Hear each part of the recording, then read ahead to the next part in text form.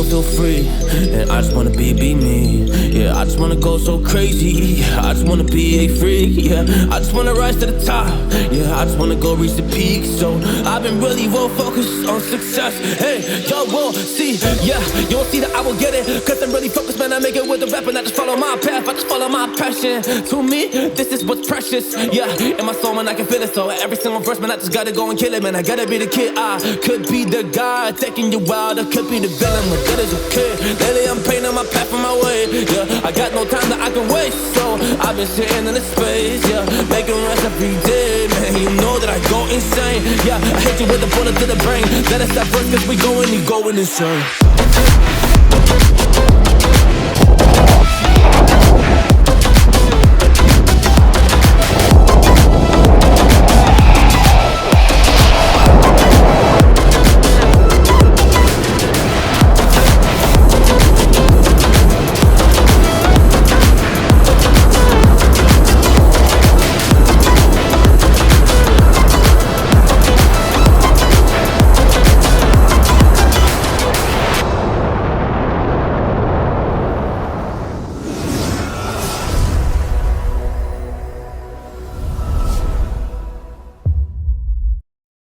Et salut tout le monde. Bon, comme vous l'avez vu dans la petite vidéo avant, aujourd'hui j'avais envie de vous parler de suivi tandem. Parce que c'est quelque chose que j'ai eu l'occasion de faire. Alors je dois avoir une dizaine de sauts de suivi de tandem et que je trouve vraiment intéressant. Et au final, je sais que j'ai déjà reçu en fait des questions qui tournent autour de ça, à savoir quand est-ce qu'on peut sauter en même temps qu'un tandem, combien de sauts il faut, etc., etc. Est-ce que c'est difficile ? Et donc du coup j'avais envie de vous en parler aujourd'hui parce que c'est un sujet qui est super intéressant et je trouve malheureusement qu'en fait c'est quelque chose, à part si vous avez déjà eu l'occasion de demander à un directeur technique ou à un vidéoman ou à quelqu'un qui fait du tandem pro, en général c'est une info qui est pas donnée. Parce que la seule information qu'on peut trouver quand on cherche justement de la vidéo tandem, c'est le CQP Vidéoman, on va dire classique de la FFP, qu'il a. Alors si ça vous intéresse, je vous mettrai les liens en dessous, mais grosso modo, il faut 200 sauts, dont 50 dans les 12 derniers mois, il faut au moins avoir 18 ans, il faut avoir fait une cinquantaine de sauts avec une caméra, il doit y avoir d'autres contraintes, mais là comme ça me revient pas.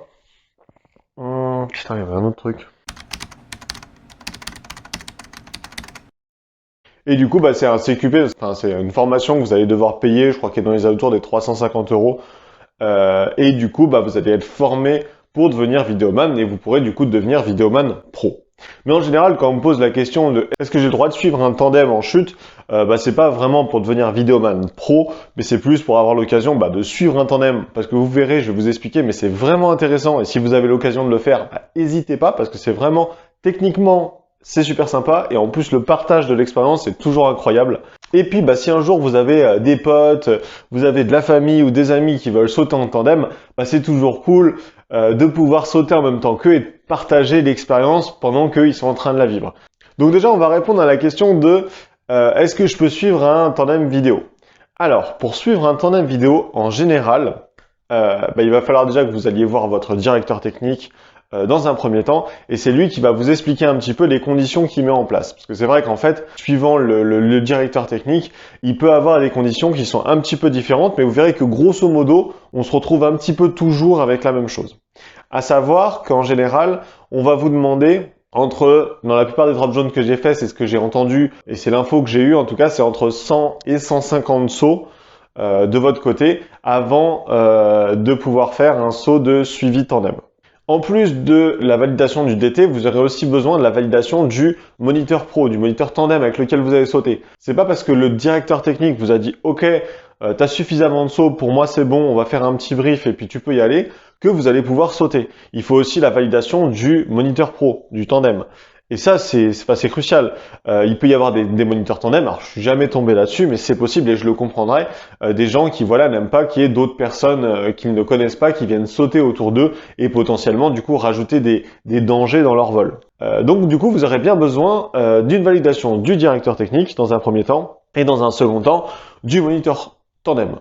Et vous verrez que, grosso modo, je vous dis, l'information qu'on me donne en général, c'est, si tu as entre 100 et 150 sauts perso, et du coup c'est possible, et puis il faut que tu aies une certaine connaissance au niveau du VR notamment pour venir t'approcher du tandem sans les mettre en danger. Alors tout à l'heure, on parlait du côté technique un petit peu. Alors pourquoi suivre un tandem? En fait, c'est technique parce que quand on regarde, grosso modo, c'est une formation à plat, c'est une formation, on va dire niveau B2, hein, et le but, c'est de venir faire un appontage ou du moins d'arriver assez près de la personne pour pouvoir profiter ensemble. Alors pourquoi c'est technique? Eh bien déjà tout simplement parce qu'un tandem va tomber plus vite que vous. Et oui, c'est inévitable. C'est d'ailleurs pour ça qu'ils ont le RSE. Le RSE, c'est ralentisseur, stabilisateur, extracteur. C'est une espèce de petit ballon qu'on voit tourner derrière. Et ça va leur permettre de stabiliser et surtout de se ralentir parce que avec le poids qu'ils font à deux en étant les uns au-dessus des autres en mode sandwich, et du coup, ils vont accélérer plus fort que vous et surtout tomber plus vite. Donc, qu'est-ce qui va se passer déjà? Et ça, vous allez voir qu'en fait, c'est assez technique à gérer. Au départ, le tandem va tomber plus vite que vous, il va accélérer plus fort que vous. Du coup, en fait, il va falloir vraiment mettre de la vitesse. Et moi, d'ailleurs, sur pas mal de mes sauts, du coup, je me suis retrouvé à attaquer tête en bas pour pas me faire trop distancer par le tandem. Et donc, du coup, c'est là qu'en fait, au final, les petites bases que j'avais en free fly, ça m'a vachement aidé sur le début du saut pour justement éviter d'avoir un trop gros écart qui se crée. Mais du coup, si vous faites trop distancer au départ, techniquement, ça va être quand même assez juste pour revenir sur le tandem et vous risquez de ne pas passer beaucoup de temps avec le tandem. Donc, il y a cet aspect-là, cet aspect première partie où vraiment ça va accélérer fort et du coup, il faut être vraiment capable d'attaquer sans trop se laisser distancer. Putain, j'ai la voix qui déconne. Oh, c'est quoi cette connerie?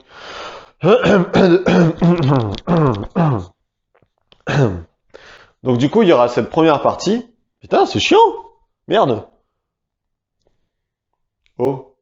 Bon, du coup, il y aura cette première partie où du coup, il faut pas hésiter à attaquer pour justement pas laisser de distance. D'ailleurs, c'est pareil, à la sortie, il faut pas trop tarder. C'est-à-dire, vous serez dans l'avion, derrière le tandem. C'est une position qui est moins facile à gérer que la position en step vidéo. Parce que quand vous êtes en step vidéo, vous êtes déjà à côté du tandem et vous allez voir qu'en ayant le bon timing, en partant à peine avant, en fait, ça aide pas mal et vous n'êtes pas trop loin du tandem. En partant piqueur, il y aura toujours un petit temps de décalage en fait au moment où vous allez partir. Et comme le tandem accélère très fort, vous pouvez vous faire distancer. Donc vraiment, à la sortie, quand vous êtes avec un tandem, pour éviter ça, vraiment, faut le coller et puis vraiment rester le plus près possible à la sortie. À la sortie seulement. Hein.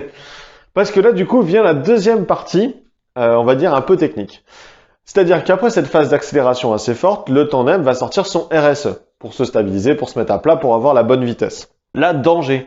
Si vous êtes au-dessus, parce que vous allez être au-dessus de toute façon au tout départ du saut, il ne faut vraiment pas y rester. Il faut vraiment pas rester au-dessus parce que s'il sort le RSE, vous allez le prendre dans la gueule. Et à mon avis, ça fait mal. Et puis du coup, vous mettez le tandem en danger. Alors ça, c'est absolument pas, quoi. C'est vraiment votre priorité de tout. C'est de absolument pas gêner le moniteur tandem. Donc vraiment, d'ailleurs, à ce titre-là, il pourra vous donner des consignes perso quand il vous briefera. D'ailleurs, je vous conseille de vous faire briefer par chaque moniteur tandem avec lesquels vous allez sauter parce qu'ils ont tous des petits trucs, des petites choses qu'ils aiment bien faire pendant leur saut. Et donc, du coup, c'est hyper important de savoir ça pour pouvoir anticiper justement ça et pas se faire surprendre dans le saut. Donc en tout cas, la sortie du RSE, c'est quelque chose qui va arriver. Donc dès que vous êtes sorti, vous restez pas au-dessus du tandem. Il faut constamment venir vous mettre à côté. Même si vous attaquez assez fort pour essayer de pas vous faire distancer, il ne faut pas rester au-dessus du tandem. Ça, c'est vraiment important. Donc on a eu la phase d'accélération forte, on a la phase de la sortie du RSE. Et une fois qu'on a géré tout ça, maintenant on a la phase, on va dire, stabilisée du vol. Et là vient une autre difficulté. C'est que souvent, alors je parle en tout cas pour quelqu'un à peu près de mon gabarit, hein, c'est-à-dire que moi je fais 1m82 pour 80 kg grosso modo, j'ai souvent sauté avec des tandems qui étaient pas si lourds que ça. Et au final, quand les tandems sont pas si lourds, on se retrouve avec cette deuxième phase de vol, la phase où le RSE est sorti, avec une phase en fait où la chute est assez lente et du coup vous allez avoir besoin de freiner. Donc du coup, il faut vraiment bien gérer votre transition entre le moment où vous essayez de pas vous faire distancer parce que vous voulez pas mettre trop de distance entre vous et le tandem et le moment où lui il va vraiment freiner en sortant le RSE parce que si vous anticipez trop tard, vous allez passer en dessous et alors là on sait tous qu'en para, une fois que vous êtes passé en dessous, ça devient déjà nettement plus compliqué de remonter. C'est beaucoup plus facile de descendre, de se faire descendre que de remonter. Et donc là, vous allez vous retrouver en dessous et c'est vraiment pas ce qu'on veut parce que là du coup, le tandem pourra rien faire pour vous, c'est sûr, et puis c'est pas son rôle, hein. C'était à vous de gérer ça, et du coup, vous allez vous retrouver en dessous de la formation, et là, du coup, ça va être extrêmement compliqué, vous allez passer le saut en étoile de mer, c'est pas la meilleure chose à faire. Donc voilà, il faut attaquer au départ, mais il faut quand même anticiper le moment où le RSE va être lâché pour bien freiner et pas se faire passer en dessous. Et si c'est un vol où les personnes sont malheureusement assez légères par rapport à vous, et bah du coup il faudra voler très sur les freins, voire il y a même, moi il y a des sauts, il y a des monitrices qui sont assez légères et quand le passager est léger, comme j'ai pas d'aile au niveau de ma combinaison pour freiner comme les vidéomans, il y a des sauts, en fait c'est tout simplement pas possible, quoi. Quand je vois les poids, c'est des trucs que je peux pas faire.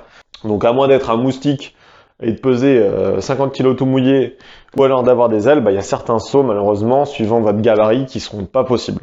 Mais en tout cas, voilà le côté un peu technique en fait, et qui est super intéressant du coup, parce que techniquement en fait, vous avez besoin de passer par plusieurs phases. Je dirais qu'il y a une première phase qui peut ressembler un peu plus à du free fly, surtout si vous partez piqueur. Une deuxième phase où il faut vraiment faire attention à justement ce RSE et il y a ce ralentissement à gérer. Et après la troisième phase où bah, une fois que tout ça est fait, que vous avez fait le niveau, et bah, vous allez venir doucement vous approcher du tandem pour venir profiter du saut ensemble. Là aussi attention du coup, alors ça pareil vous le brieferez avec le moniteur avec lequel vous allez sauter, hein, le moniteur pro tandem, mais en général vaut mieux rester devant, ne jamais passer derrière parce que comme ça il peut constamment avoir un visuel sur vous et du coup pour lui le vol est safe et agréable.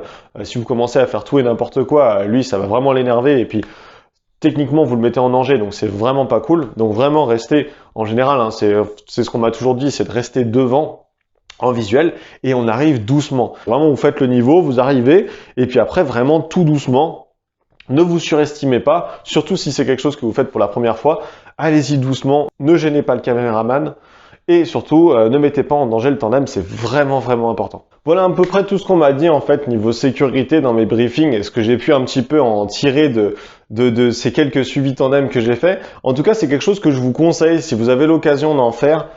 C'est vraiment quelque chose qui est hyper intéressant à faire, qui est hyper sympa à faire. C'est assez nouveau en fait quand on l'a pas fait. Et du coup, au final, c'est vraiment une bonne expérience. Et puis du coup, ce qui est rigolo, c'est que du coup, vous allez revivre un petit peu vos débuts en para à travers le passager tandem, on revoit un peu toutes les émotions, un peu le stress, l'envie, la joie et tout ça.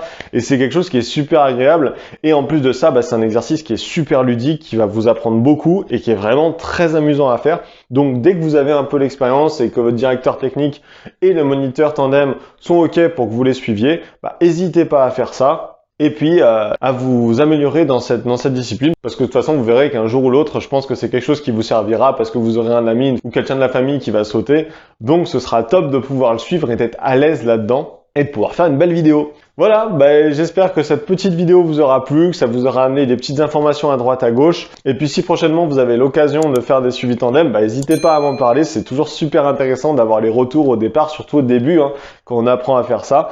Voilà, puis du coup, moi je vous dis à la semaine prochaine. Merci à tous, salut tout le monde.